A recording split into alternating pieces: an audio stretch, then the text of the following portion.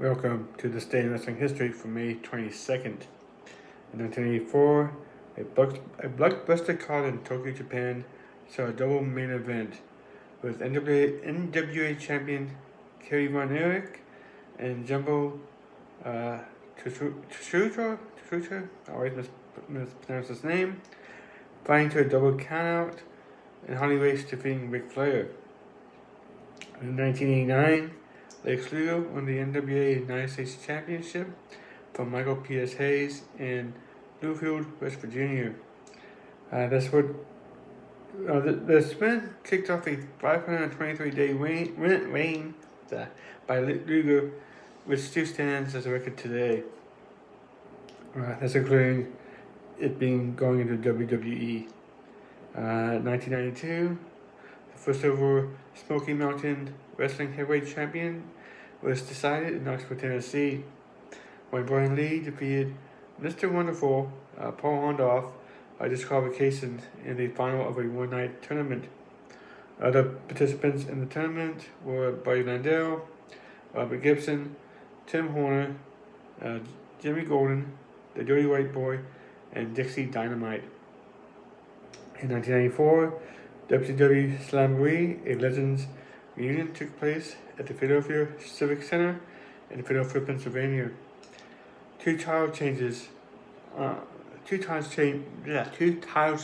hands on the night. The first change saw Cactus Jack and Kevin Sullivan defeat the Nasty Boys, the team of Jerry Sags and Brian Knobbs, in a Broad Street Bully match to win the WCW Tag Team Championship. The main event saw Sting defeat Big Man Vader for the vacant WCW International World Heavyweight Championship. The title had been vacated a few days earlier by Sting. He had been defeated by F.C. McRude in a title match in Tokyo, Japan, but after the match, the win was overturned, and the title was awarded to Sting, who turned it down, thus leaving it vacant.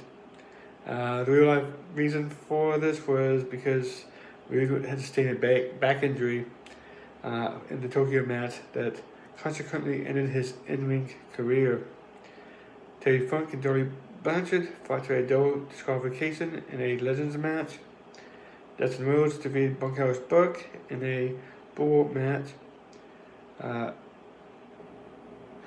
This was also the last pay-per-view to be held before they signed Hulk Hogan as well. In 1995, Jeff Jarrett defeated Razor Ramon at House Show in Trois Rivières, Quebec, Canada, to win the WWF Intercontinental Championship. He had lost the title to Ramon at a house show 3 days earlier in Montreal, Quebec, Canada, and this began Jarrett's third reign as well.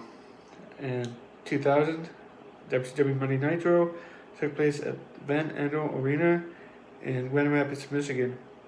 On the show, Vince Russo stripped Ric Flair of the World Heavyweight title. Jeff Jarrett then defeated Kevin Nash to win the vacant title that same night. This was the fourth time the title changed hands that month. Daphne defeated Crowbar to win the WCW Cruiserweight Championship. Mike Awesome defeated The Wall in a tables versus ambulance match. And Scott Steiner and Rick Steiner fought to a draw in an Asylum match. In 2001, at a WWF SmackDown taping at the O'Hare Pond in Anaheim, California, new WWF Tag Team Champions Chris Benoit and Chris Jericho, who had won the titles on Raw the day before, were forced by Vince McMahon to defend the titles in a TLC match against the Hardy Boys, the Dudley Boys, and Edge and Christian. Benoit and Jericho emerged victorious. In 2001, the NWA TNA announced they signed former WCW announcer Mike Tenay to be the lead announcer.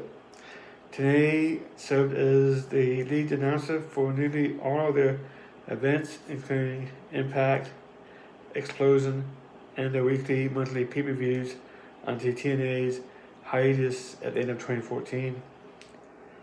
In 2005, WWE presented Judgment Day from the Target Center in Minneapolis, Minnesota. In the main event, John Cena defeated John Bradshaw Layfield in an I Quit match to retain the WWF Championship. Rey Mysterio defeated Eddie Guerrero by disqualification. In 2006, WWE Monday Night Raw was from the Thomas and Mack Center in Las Vegas, Nevada. Shelton Benjamin defeated Rob Van Dam by disqualification to retain the Intercontinental Championship. In the main event, Shawn Michaels fought the Spirit Squad, John Uso, Johnny, Kenny, Mikey, Mitch, and Nikki to a draw in a handicap match. In 2011, WWE Over the Limit took place at the Key Arena in Seattle, Washington. No titles changed hands. In the main event, John Cena defeated The Miz to retain the WWE Championship. Randy Orton defeated Christian to retain the World Heavyweight Championship. Jerry the King Lawler beat Michael Cole in a match whereby Cole had to kiss Lawler's foot for losing. If Cole had won, Lawler would have to surrender his place in the WWE Hall of Fame to his rival and permanently induct him. Personally induct him, I should say.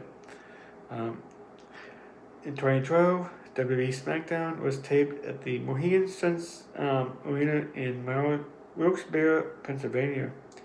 Ryback defeated Brian Edwards and Kevin Bundle in a handicap match. Alberto Del Rio defeated Kane and Randy Orton in a triple threat main event. In 2015, Pro Wrestling Guerrilla DDT4 took place at the American Legion Post number 402 in Reseda, California. California, as I say, Reseda. Ethan Page and Josh Alexander defeated Candice LeRae and Joey Ryan to win the PWG Tag Team titles. Then they proceeded to lose the titles in the next match to Alex Reynolds and John Silver. Then they lost the titles in the main event to Andrew Everett and Trevor Lee. In 2016, WWE Extreme Rules took place at Prudential Center in Newark, New Jersey.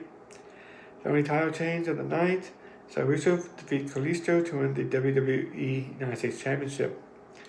In the main event, Roman Reigns retained the WWE Championship against AJ Styles in an Extreme Rules match. 2020, AEW pre-taped the main event of the Double or Nothing pay-per-view due to air the next day. The match in question was a Stadium Stampede cinematic match that took place at the TIAA Bank Field, home of the NFL's Jacksonville Jaguars. The match saw Hangman Page, the Young Bucks, which are Nick and Matt Jackson, Kenny Omega, and Ed Hardy defeat the Inner Circle, represented by Chris Jericho, Jack Hager, Santana, Ortiz, and Sammy Guevara. Notable birthdays: Santana Garrett in 1988, Bray Wyatt in 1987, Bryan Danielson 1981, Tracy Brooks in 1980, Scott Putski in 1966, and Brian Pillman in 1962. Thank you for watching. Please like, share, subscribe, and have a good day.